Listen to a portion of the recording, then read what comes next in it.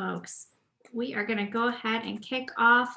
Just want to do a really quick introduction. My name is Purvi Patel. I'm a senior design principal here at Elements. Super excited to talk about equitable creation of solutions and systems with you all here today. Started off my ed career as a teacher in the elementary and middle level, did some coaching, and then teacher PD and school redesign work for a large urban district before joining at Elements. And I have the really great pleasure of working on our equity methodology, as well as supporting schools with how to redesign their systems to be more equitable. Joining me today is Alain, and I'll let him introduce himself. Hello, everybody. Thank you, Purvi. My name is Alan Bryce Ballon, and I'm a design principal with EE, with Education Elements.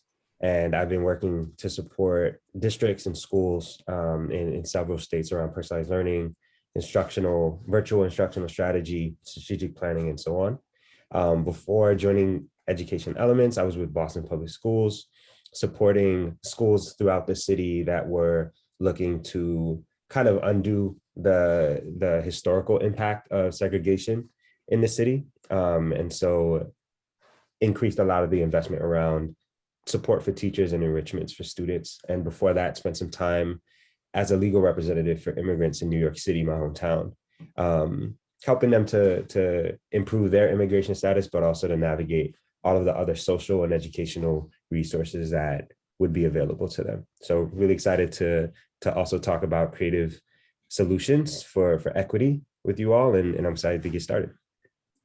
Awesome. So goals for today, we have two kind of overarching goals. Want to have the opportunity to reflect on some of the pitfalls, detours, and barriers that we've seen to equitable creation, and then learn some of those specific pitfalls and strategies that you can use to have equitable ideation, prototyping, and testing. This is our two overarching goals, but throughout the session, we've kind of broken it down to some mini sub goals to highlight the importance of some of the steps you can take to go about your create in a more equitable way. So want to start by kind of backing up to this idea of inequity is a product of design. If you have been to our sessions, you've probably seen this idea. It's part of the work of Michelle Molitor and Caroline Hill in their equity by design framework. But we like to name it up front again at the start of these sessions because it's a good reminder that a lot of the inequities that we see in our systems are the result of intentional decisions made by people. Systems, policies, products, curriculum, all that is designed by a human. And so it's through that design that the inequities kind of show up. Because they are designed, they can be redesigned, but we have to account for the human factor. So that means that as people, we come to the work with psychological bias, implicit bias, power, privilege, and internalized racism. And that can show up in how we design things. So for example, you could redesign your academics 3 times, but if you haven't taken that step to really recognize your own bias, power, privilege that you bring to the work, then the product will continue to have inequity embedded within it. So if you've been to our previous webinars on Connect and Include, we talk a lot about this initial step, but wanted to name that this webinar is at the tail end of our methodology. So all of our webinars are recorded, so if you want to go back and view them, it's important as you go through this creation of equitable systems that you do start with step 0, that start with yourself, seed power, think about your own bias, power, privilege, and how you make decisions. Make sure you take the time to really connect to your challenge. Think about what the actual problem and the core root causes are before you go in to include, where you bring the right people to the table, you elevate the voices of stakeholders, and make sure they are part of that solution generating. And then step 3, create, which we'll get into today, is around designing those prototypes and doing those cycles of testing to make sure that you the solution you've generated is resulting in equitable outcomes for students. So wanted to name up front that this is our overall methodology, and today is kind of focusing on the last step. So if you haven't engaged in the first few, we highly recommend you go to the Ed Elements website and check out those resources and webinars. So another point that we just want to kind of hit home as to why we do have those initial steps of, starting with yourself, accounting for those human factors, is that this is not, the first time, or will it be the last time that people have, gone about trying to break systemic inequities in education, but why have well-meaning people with that desire not been able to create the change needed? And we believe it's a result of some of these initial things around starting with yourself. So this quote from Peggy McIntosh: to redesign social systems, we need to first acknowledge their colossal unseen dimensions, unearned advantages, and conferred dominance. So this is really taking a close look at within your system where you hold that power and privilege, and where are there conditions that are actually giving advantage to some and disadvantage to others. From Joan Olson: the journey towards becoming a reconditioned and effective anti-racist, I've become aware of habits, attitudes, and their attached behaviors which divert me from my intended goal. So this is challenging, uncomfortable work, but again, taking that time to really hone in and look at yourself and the own bias and blind spots you bring to the work. And that might be challenging to some beliefs that you hold, but it's important to do that work in the front end before going into your design.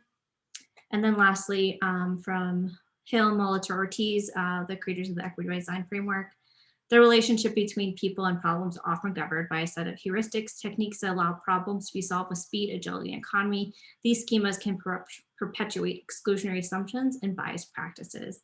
So this really speaks to the idea of like design thinking has been around for a really long time as a method to create solutions. And it's a really great way to have actual ways of going about recreating work. But alone, it's silent on power, and we do need to bring in this lens of equity to that design process in order to ensure our outcomes are equitable. So all that's to say, before you get into those steps of connect, include, create, make sure that you are looking at the mirror before the magnifying glass. And so once you've done that, take a look at your own system that you're trying to redesign through a magnifying glass. And so this is the work that happens a lot in that connect phase and the include phase of identifying what are the conditions that are upholding the inequities within my system. So this image here, you've probably seen it before, the iceberg, but above the waterline are those things that everyone can feel, see, hear, the in your face, racial profiling, hate speech, racial slurs. But below the waterline are the things that maybe not everyone experiences, but are the things that are upholding the root of the inequity. So like within hiring, we see people are held to, there's no challenge to white definitions and structures. Everyone's held to that same standard. There might be cultural appropriation. There might be racial microaggressions happening, discrimination within the hiring process, negative stereotyping.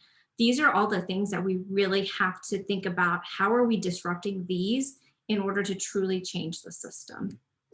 Questions about slides? Yes, these slides will be posted on our website, as well as a recording of the session as well. So with that, important to recognize that things that are above what everyone can, for the most part, see, feel, hear, but what's below is what some may see, feel, hear, but not the collective. And that's why it's really important before you get into create and while we're naming it up front. If you haven't done those steps of looking at yourself, connect and include, you need to make sure that you're recognizing those things that live below that maybe you're not experiencing, but your marginalized stakeholders are. And so, and last thing we'll note about this image is that, yes, there's this iceberg, the things above, the things below. But when we think about creating equitable systems, we also have to think about the conditions that this iceberg even sits in. So air quality, water temperature, all the things that are allowing this iceberg to stay whole to begin with. And those are what we call the invisible conditions that are preventing equitable change. And so those 6 conditions that we see are, first, holding to the notion of nice and good people. Again, many people come to this work with really good intentions, and by naming for yourself where you hold bias and blind spot doesn't mean that you're not a good person.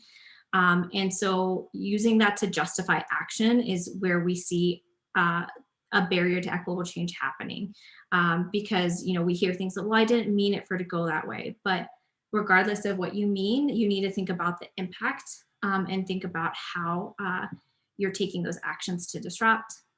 Defining impact based on quantity and size.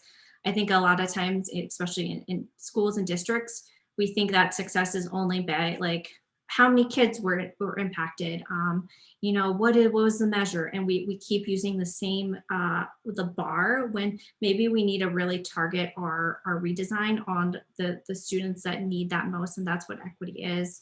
And that speaks a little bit to 3, that measuring success against the same bar of white middle class norms. So think about like who does that measure actually serve? What is it actually measuring? And that measure, is it actually inclusive to all experiences? For the bias toward action, so pushing to create and act as a demonstration of progress. So equitable change doesn't happen overnight. And a lot of times we see leaders in systems and schools and districts have this pressure put on them to say, like, you need to show us that you've progressed, you need to act, without taking that time to do that connect and include, to really truly understand that your challenge. And because without that understanding, you're just going to make solutions that don't actually address that root cause, that don't address the things that live below the iceberg. Rewarding compliance, control, dependence, loyalty, and order. So thinking about how that is upholding potentially a closed mindset in your system when you're rewarding the ones that are falling in line or putting value on that compliance. And then the last, enforcing an all or none mentality that limits change. I think this is where, we have this lot of conversations around the difference between equity and equality. And so equity actually means putting your resources and your time and your energy to those that need it most. And a lot of times we see this idea of all or none or equality preventing equitable change from happening. So if you are eager to dig into these ideas more, these do live a lot in that connect and include, but wanted to have these named upfront as really important steps to take before you get into creation. You do need to take the time to start with yourself, think about where covert conditions live in your system and what are the invisible conditions that are upholding and are preventing change within your system as well. Okay, so with that, we're going to get into some important factors to keep in mind once you do get to this create phase. And I'm going to kick it over to Alan to start with some pitfalls that we see in equitable creation. Thanks, Borby.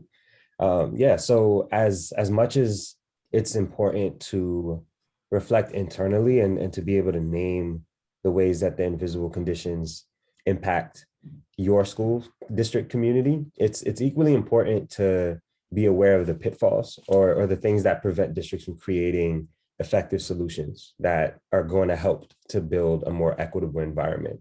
Porvi just talked about those conditions, the air quality, temperature. It's important to be mindful of the pitfalls that can keep you from really redesigning for equity.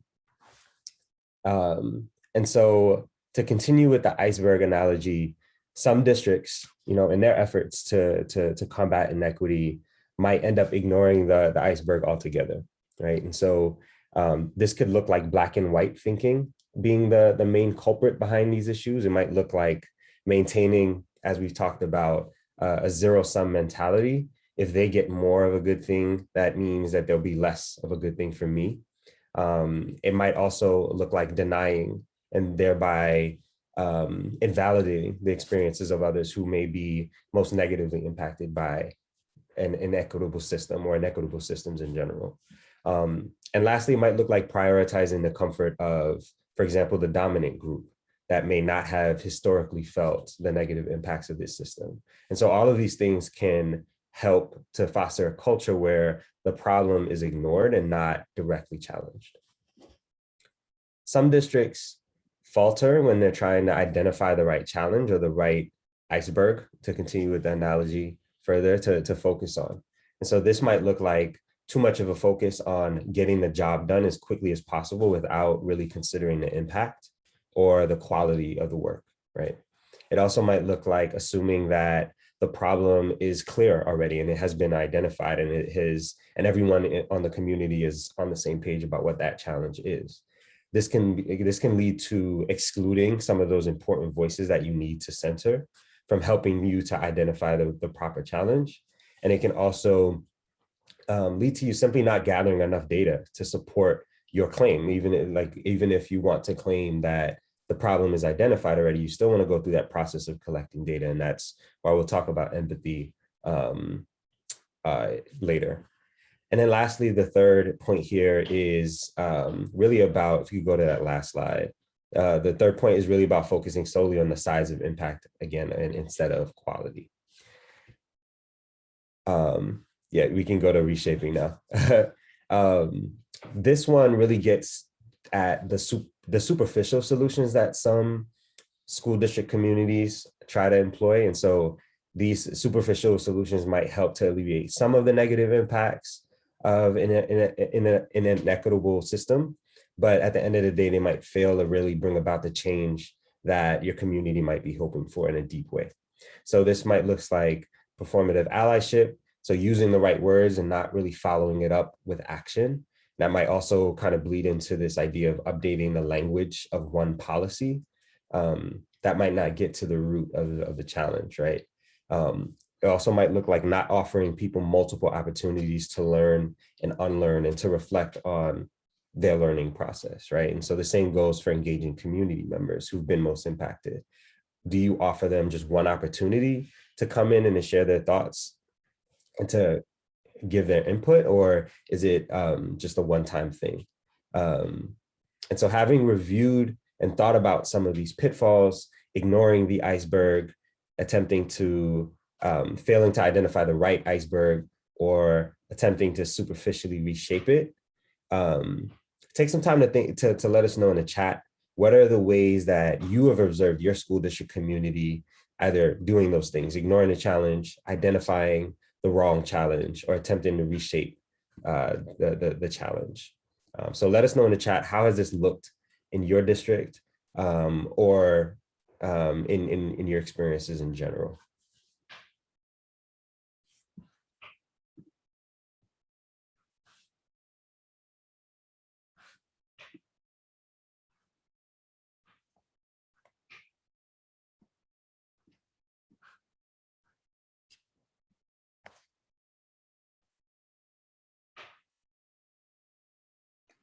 As people are reflecting, how, like, from my time in working in school districts, I think the one that I often see is just like the reshaping of the iceberg. I often, hear people talk about initiative fatigue, and I think those, like, the revolving door of initiatives is sometimes like those attempts to like reshape the iceberg.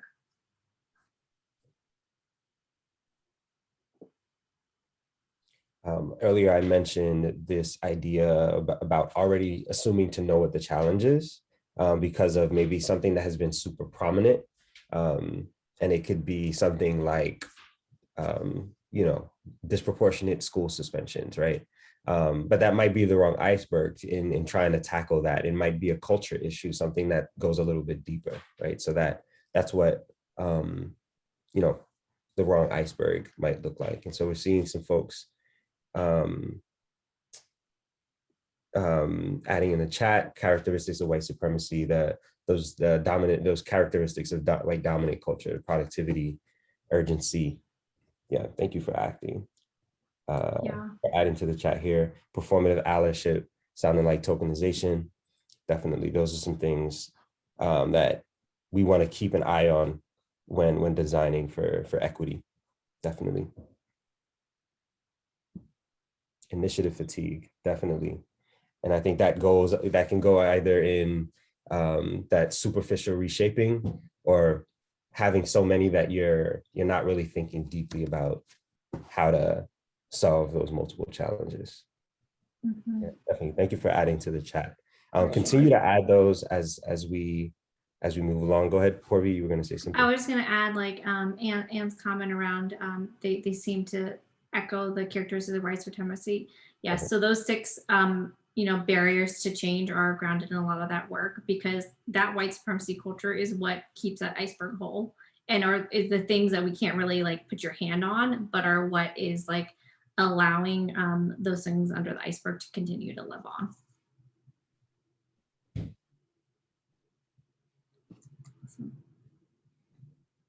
All right.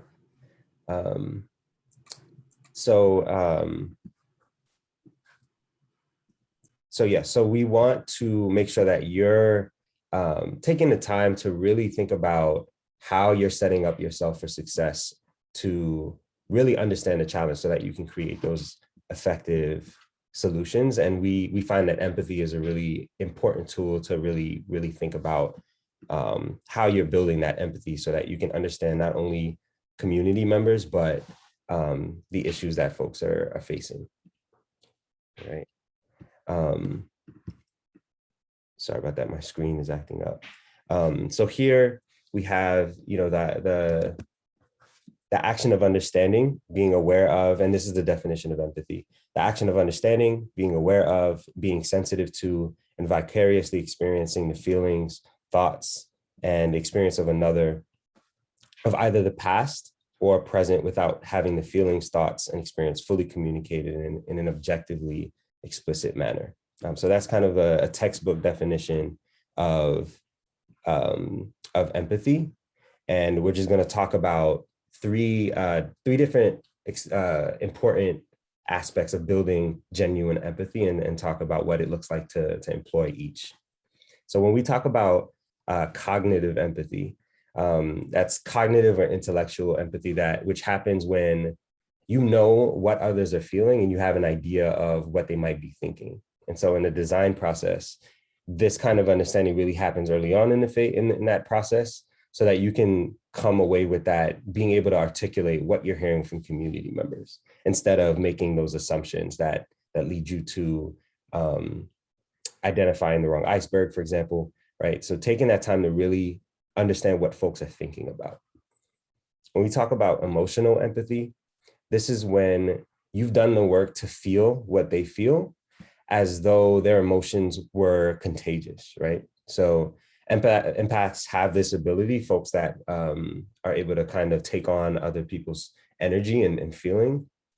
But research shows that while we have this kind of hardwiring to have this emotional empathy, it can fade over time if we're not treating it as a muscle that needs to be worked on, right? And so that's what needs to be done. It's something that needs to be actively worked on, so that in the long term, you can build that genuine empathy and have that connection with your community. And then lastly, talking about compassion, this is where we not only understand a person's predicament and where they're at, but you're also you're thinking about where they need to get to, right? And you're hearing what their goals are and their aspirations are, so that you can understand how you can fit into that puzzle, right? And so with these three, by employing these three and really thinking deeply about these three, you have the tools that you need to really build genuine empathy, right? That will help you to really genuinely understand that challenge, and possible solutions that will help to alleviate some of those stresses on your communities. And without taking the time to build on these, to build these as kind of competencies, you might find yourself in one of those pitfalls that we discussed earlier. So definitely think about how you're appealing to that compassion, empathy, the emotional empathy, and that cognitive piece as well. Yeah. And so with this work, I think a lot of times one of these will happen, but in order to get at that full picture, we do need to make sure we're hitting on all three levels of empathy. Otherwise, it might just be a little sympathy that you're having, but you're not actually understanding that everyday lived experience. Yeah. So in the chat, let us know which levels of empathy are most missed in the ways that you have been empathizing as educators, but the ways that you've also seen in your communities. What are some of those things that have been missing in the ways that you've been building empathy with students, with parents, members of the community at large, and so on? And Purvi, if you could go to that slide with all of them, maybe that would help.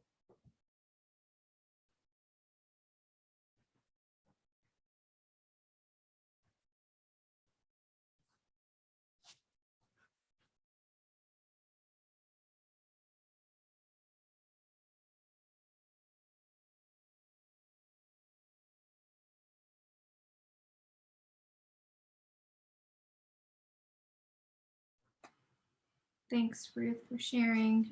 All of them need to make sure they all might be missed. Definitely. Compassion. Oh, love some Aguilar. Compassion is an action to take in response to empathy. Mm. Yep.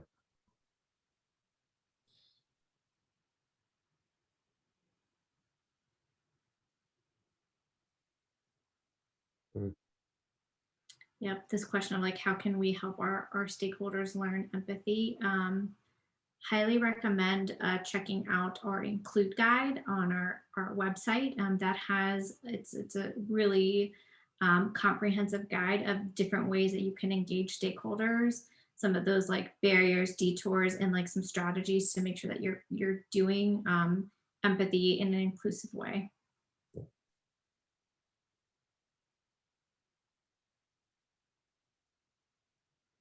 And Patrick, I love that you called out like the bias that might exist, because that's actually where we're kind of headed. In our next point is just to kind of call out each of these is susceptible to that, going back to like make sure you look in the mirror to bias. And so with cognitive bias, sometimes like, a cognitive engagement might be like an empathy interview, and like sometimes you're at risk of confirmation bias. Like you go in with like preconceived notions of like, oh, I think they're going to say XYZ, and then you only look for or hear for, or sorry, listen for those things to confirm what you already were thinking coming in. So like one way to like combat it is just like being aware of like what are the potential assumptions you're going into that conversation. Always recording the conversation or taking scripted notes so that you're not just remembering what potentially your subconscious wants you to remember, but you're actually taking a rigorous analysis of what was actually said. With emotional, sometimes we have a cognitive bias where based on little or sometimes based on no information, we make assumptions around what a person might be feeling or thinking. And so this could be a pitfall with, I've worked with teachers sometimes, and they'll make statements like, no, they're doing that because they feel X way. And my first thought is always, well, have you talked to them? Have you asked them some questions about their experience? Have you done some sort of engagement? Like, we'll never truly be able to walk around someone's shoes, but you can get as close as possible by doing things like, shadow a student challenge. It's like a national challenge where you go through a student's day and you do exactly what they do throughout the day, and to try as best as possible to experience their experiences. And then the last with compassion, a danger we see is a bias to action. So this goes back to, a lot of times our dominant culture has this pressure to like act, to do, to like get to solutions. And you might feel that compassion early on. And yes, you do need to act at some point, but we need to make sure that we're not jumping to action without having done the work of understanding all aspects of the challenge and doing the true connection at all levels. So in the chat, similarly, curious to hear from y'all. Have you seen these biases show up to prevent true empathy, either in work you've done, in your district, in your school, in your organization? How have you seen these show up?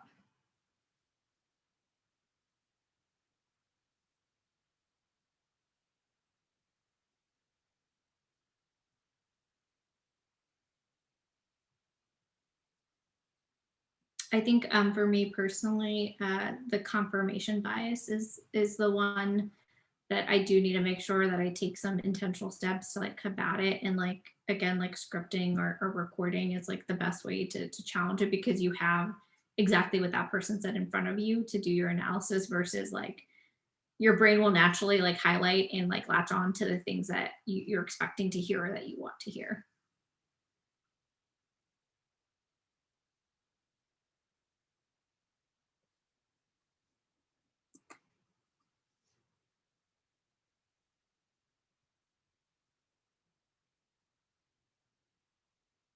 No.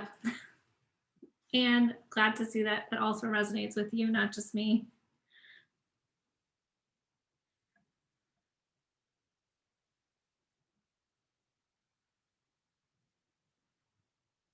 Yeah. Thanks, Patrick. Cognitive bias, maybe creating that self-fulfilling prophecy for others.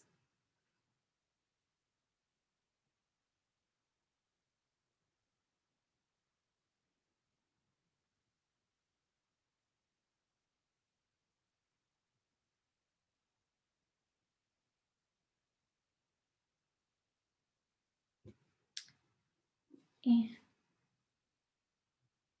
Yep, cognitive bias can show up in assumptions about kids and families. So, as you think about how you want to approach, hitting empathy at all these levels, um, we have this quote that Alan is going to speak to. Oh, you're muted.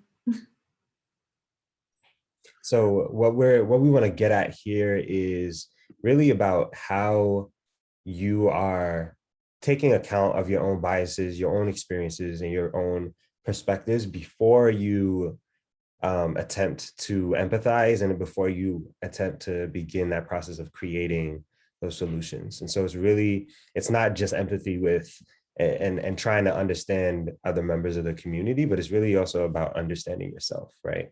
And taking stock of those subconscious thoughts, those motivations, those biases that you have, so that you have an idea of how you can safely and productively build that empathy and build those connections with folks. Yeah. And the part of this quote that we highlighted, I think, is the one that like always like pushes me to think more of like, you don't walk in their shoes because you can never truly do that. Like I will never know what it is to walk the world as Alan Ballon, but I can take my shoes off, like take off, like try to put away my biases, put aside my beliefs, put aside what I know to be true about the situation, because you have your truth, but then your stakeholder also has their truth, and let their journey change you. Like let yourself fully experience what they are telling you, listen to what they have to say, and don't try to justify it with, sometimes we hear like, oh, but that's not my experience, or that's not the experience of so and so. Like let their journey change you and allow you to experience that empathy at all three levels. Definitely. And so to really understand those biases and to really understand how you can go along the journey with them instead of trying to do it for them, it's helpful to be aware of how these conditions really show up, right? Whether it's overt, whether it's those things that you see above the surface, or those things that are a little less obvious, right? So if you could go to the next slide. Taking the time to really build up empathy again can help to keep you from undervaluing your community's voice.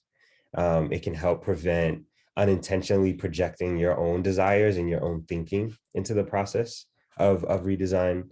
And it can also help you avoid making assumptions that don't really account for the nuances of what people are experiencing um, and yeah, the nuances of what people are experiencing and also the challenges, right? That leads to this sense of superficial empathy, a false awareness of what's happening internally and throughout your community, and also false actions, right, that don't really solve challenges or get to the root of that challenge, and it doesn't really meet the needs that you've attempted to identify through that empathy building, right? So these are some consequences of not really thinking about and taking stock of where you are in this process. So as somebody who, as someone who is committed to creating effective solutions for equitable redesign, what are some steps that you feel like you can take to make sure that you're adopting a leadership lens on this work, right? In your efforts. So a couple of things that you can do is to first slow down and take time to observe your own thoughts and assumptions, but also your environment. Ask yourself questions like, what are you hearing? What are you seeing? What's the community saying? What are the stakeholders and my colleagues saying? What are they celebrating? What are their grievances? what are my own beliefs and values, and do those beliefs and values align with that of the community, and what message am I sending by holding and expressing those values and beliefs, right? And then lastly, asking yourself, what have I internalized that I may have to learn, relearn, and unlearn, and how can I bring others along in that process as well? So yeah, these are some things to kind of take pause, really, and to think about how you're navigating this process to make sure that you're getting ready and preparing yourself to do genuine empathy, and setting yourself and your team and your community up for success in designing solutions.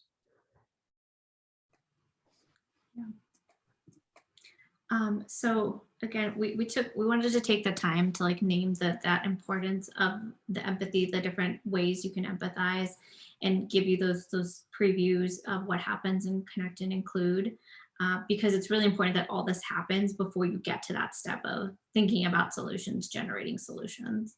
And so in these next couple of sections, we just want to talk about pitfalls and barriers we see to equitable ideation, prototyping, and testing. So if you've done that work, you've done the self-work, you've talked and identified those invisible conditions, those covert conditions below the waterline, you've done deep stakeholder engagement, you understand what the challenge is, and like you are at the point where you want to start generating solutions.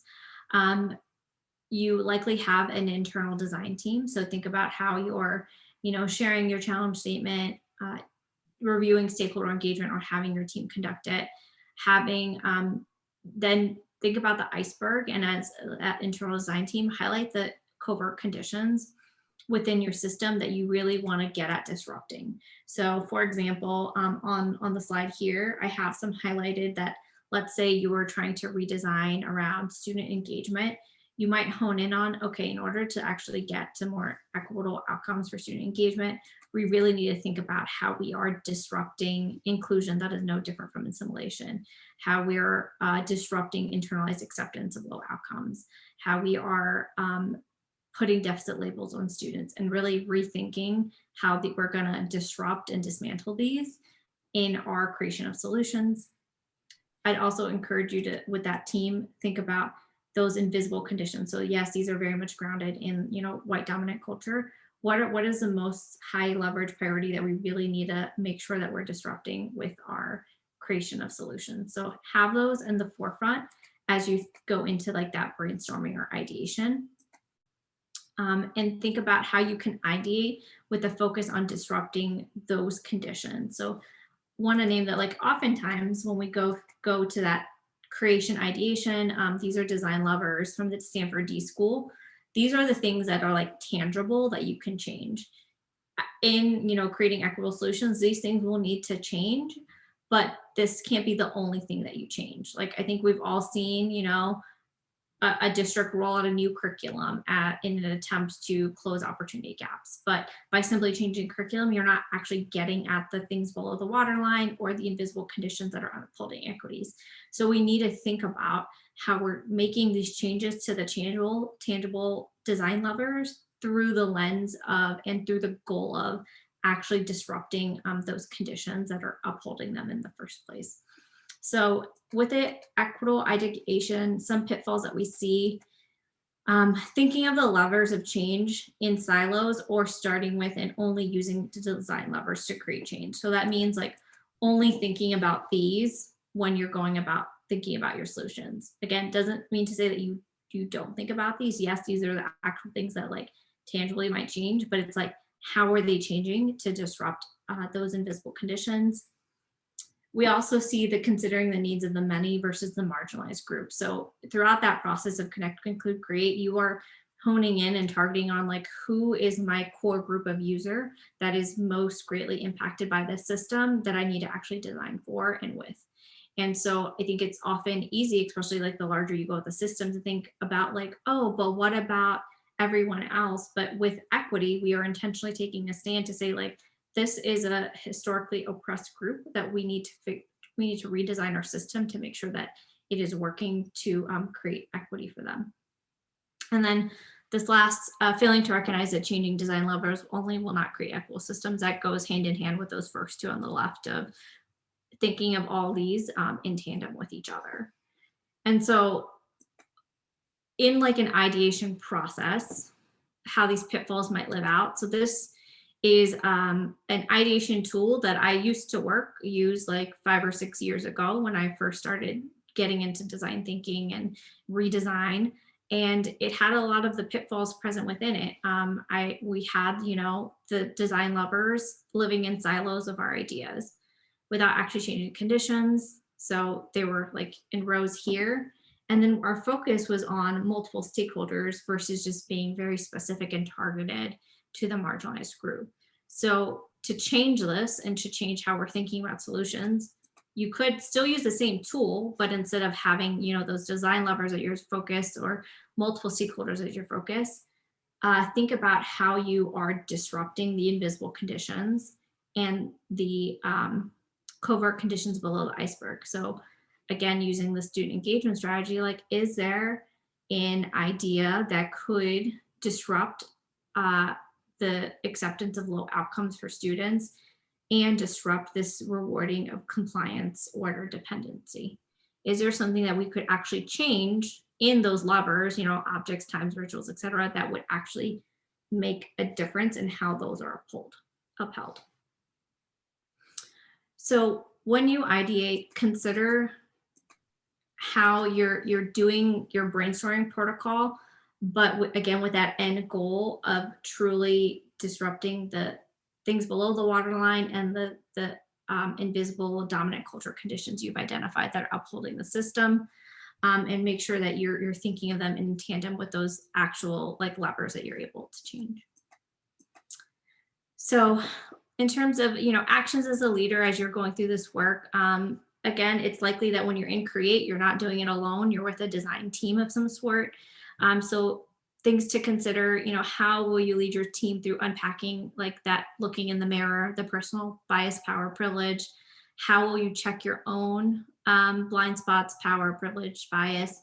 And how will you introduce them to those covert and invisible conditions and like walk them through identifying which ones are being upheld? Again, this team might have been with you from the beginning, and so these things might have already been done, but something to consider if you're bringing in people in the start of the create phase. So curious to hear from y'all. Have you also experienced or seen ideation pitfalls hinder equitable solutions? I know I shared a couple as I was chatting through them, but how have you seen maybe others live out?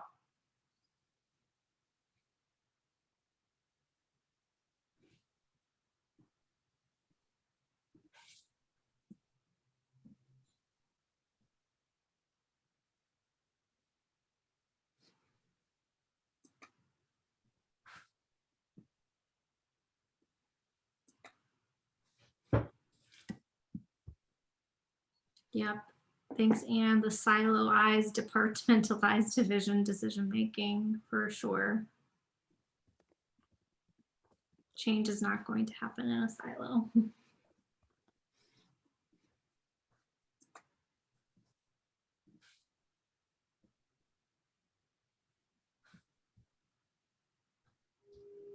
Yep, staying in the lane.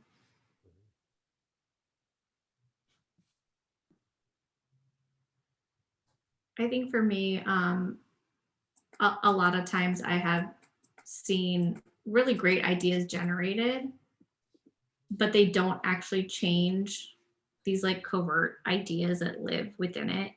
And so then it's not actually getting at the root of the inequity.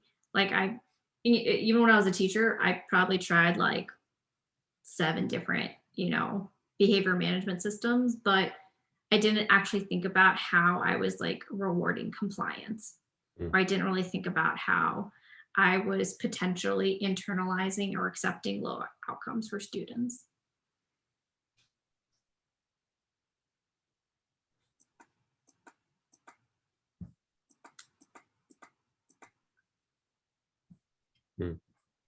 Yep. And I love that it's initiated by a person rather than a collective organization. This definitely has to be a again, thinking about that human factor, there will always be that factor to consider of like, there are a lot of people going into that. And then Alan, did you have something to add on? No, Okay, I was just nodding along. got it. All right, so I recognize we have about 10 minutes left. So just wanted to name a few things around barriers to equitable prototyping and testing. Again, considerations to keep in mind. I think a lot of like we can use a lot of what we have from design thinking in terms of like prototyping and testing, but there's this critical piece of how we are ensuring that we're not upholding dominant culture in that creation or not upholding invisible conditions. And so these are ones we've said, but want to hit them home in prototyping. Some of the like barriers that we see is we get to that point of prototyping and we move from an equity to an equality lens of not keeping that experience and needs of the marginalized user at the center and thinking about, okay, but we have to address all the things. Pushing ideas forward without iterative testing, it is challenging in schools to do that cyclical process of testing and getting feedback, but a lot of times we've seen like maybe one test done and like, oh, let's just scale to the whole district. This is our solution. And then thinking about measures of success differently. We've had the same measures of success that are a lot of times grounded in white middle class norms. Are there different ways we can think about how we're measuring what success look like? And so some things to consider in your prototyping. Prototypes usually have a hypothesis of like, if we do X, then we'll see X change. Make sure, again, you're focusing on what specific condition is being disrupted in the then. If we change how we or potentially if we dismantle our rewards and consequences system, then we will see a disruption in internalized low expectations for students. Like, be really specific about how this prototype will test for you a hypothesis. And then in your measures of success, you could consider looking at like having both qualitative and quantitative measures, like not just looking at size and impact. Having a ratio of both student and adult feedback. A lot of times we'll see, feedback is only collected from the adults, but like make sure you're also thinking about the student experience and focus on like what is success for that marginalized user. And a lot of those indicators will come in that include phase when you're actually engaging them around like what would an equitable system look like for you. And then plan for iterative testing. So consider how you might shift if there's pushback and or barriers to multiple testing cycles. So I think, having worked with school redesign with a lot of schools, it's hard. There's like natural ebbs and flows to school year.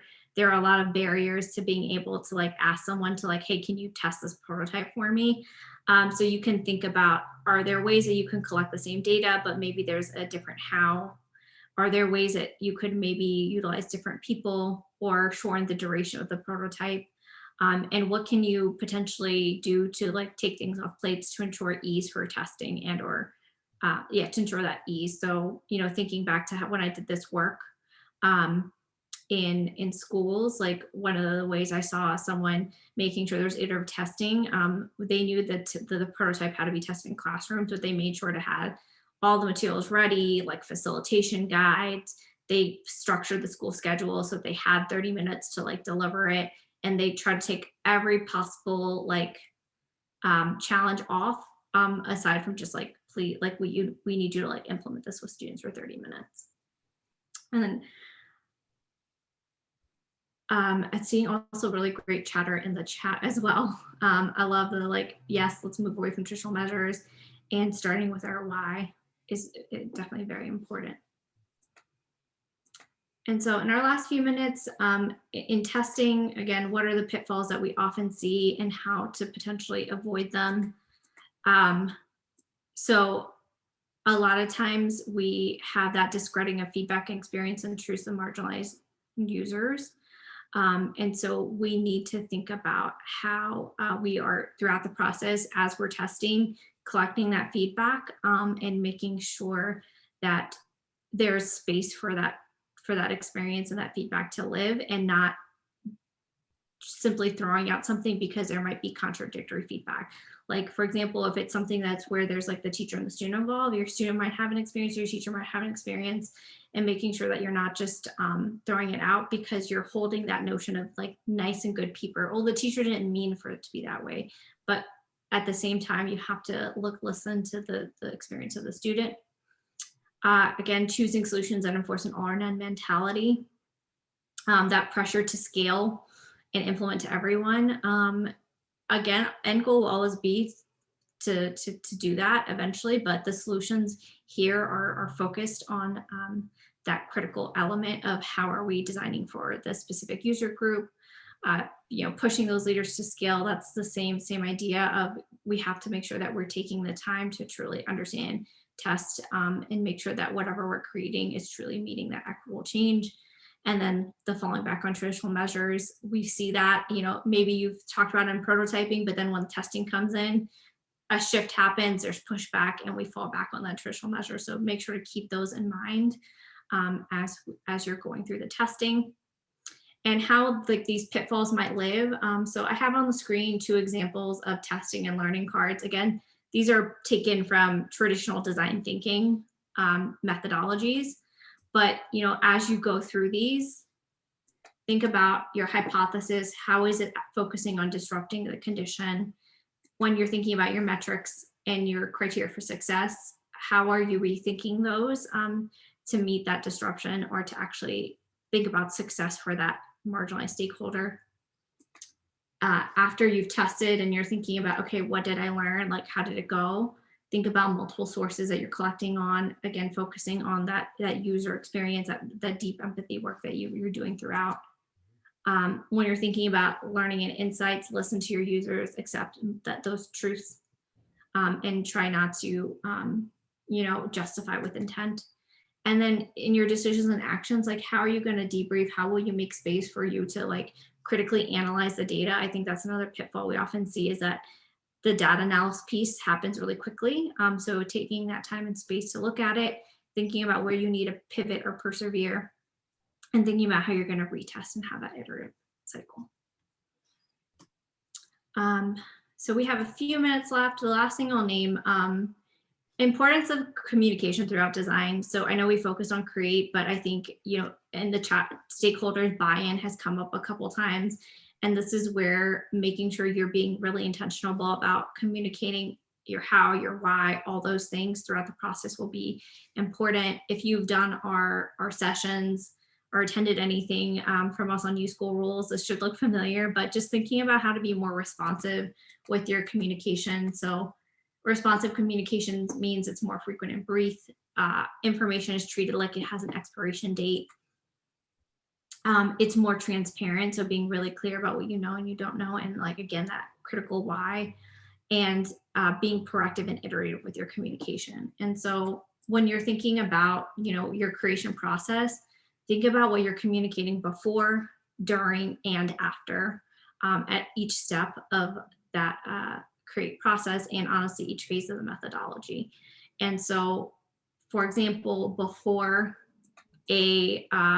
creation, you might have different modes of communication, but be thinking about like the why, who, and how often.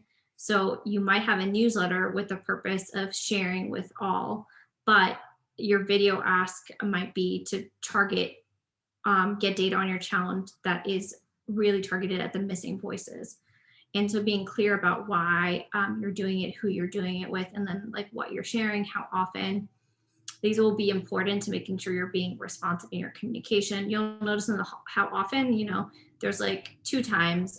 There is, send 3 video asks, post it on Twitter, Facebook, targeted emails. In general, we have like, the 3x3 rule of like important information should be shared 3 times in 3 different ways.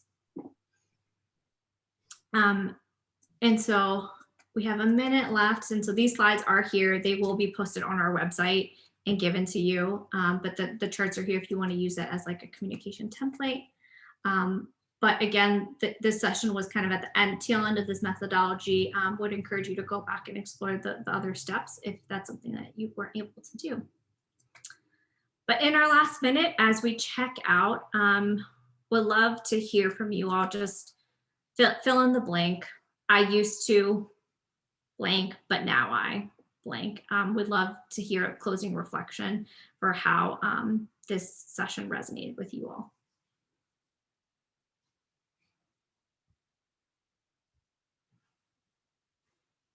Thanks, Anne, for joining us today. And we will make those slides available. Yeah. And I know it's right at 12 Eastern, so folks have to hop off, but if you're able to hang on for a minute and share your closing reflection, would love to hear it.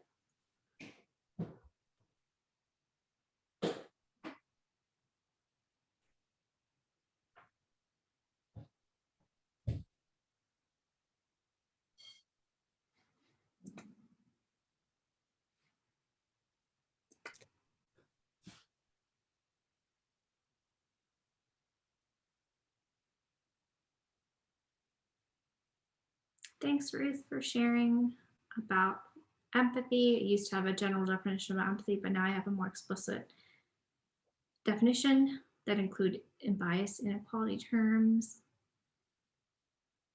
and also has a similar reflection around empathy. Awesome. Well, thank you all for sharing those closing thoughts and attending today. The recording and the slides will be posted on the Ed Elements website later this week. And we hope that each of you was able to take away something that you needed, and hope you have a good rest of the day. Bye, everyone. Take care, y'all.